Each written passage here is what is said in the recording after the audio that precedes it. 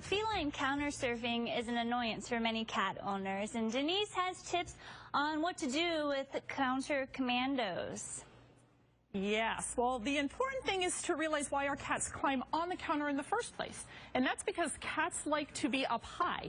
So it's very important that you offer your kitten or your cat a place, one of those cat condos, cat furniture, shelves on the wall, so they can sit up high. So you got to do that. Then we want to tell them no about the counter.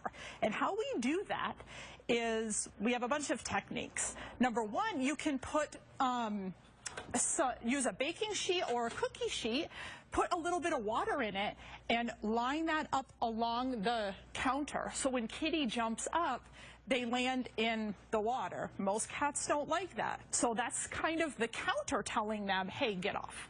Another thing to do is take an empty soda can, fill it with a couple pennies, and line those up along the counter. So when Kitty jumps up, these fall down, and as you can hear, they make quite a racket. And that's also telling Kitty, stay off the counter.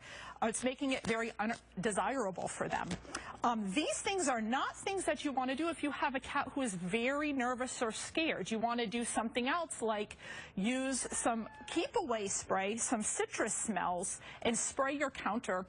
You don't want to use this stuff for the scared guys, because sometimes it can go and make them too scared to even come into the kitchen sometimes.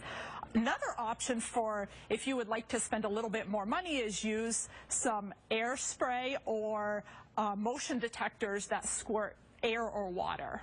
They're very good tips. Thanks so much, Denise.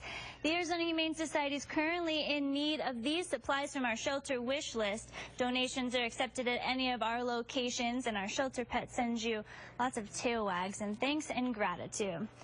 Now, Bree, our next dog here, is one of my favorites. She knows how to sit and shake. She even knows how to use a doggy door. But what she doesn't know, Lisa, is how she ended up at the shelter and looking for a new home. Poor Bree, she's 2 years old, and she thought she was the love of her owner's life, but unfortunately they got a new job and travel required that she be alone more than 12 hours a day. And Bree is a Doberman mix and a very social dog, and she would like somebody to pay a little bit more of attention to her. So she is back with us to find a new home. She's 50 pounds, like I said, a Doberman mix. She is going to be one of those instant dogs.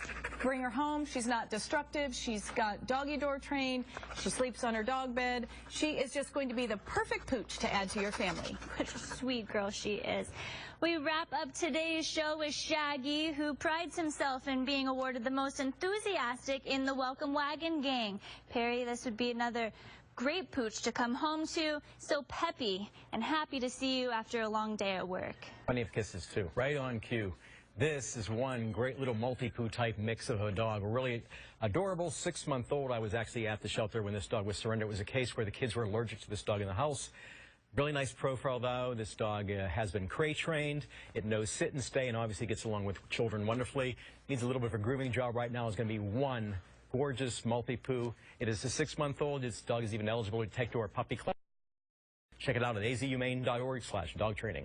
For more information about the pets on today's show, visit azhumane.org/pets on parade or call the number right there on your screen.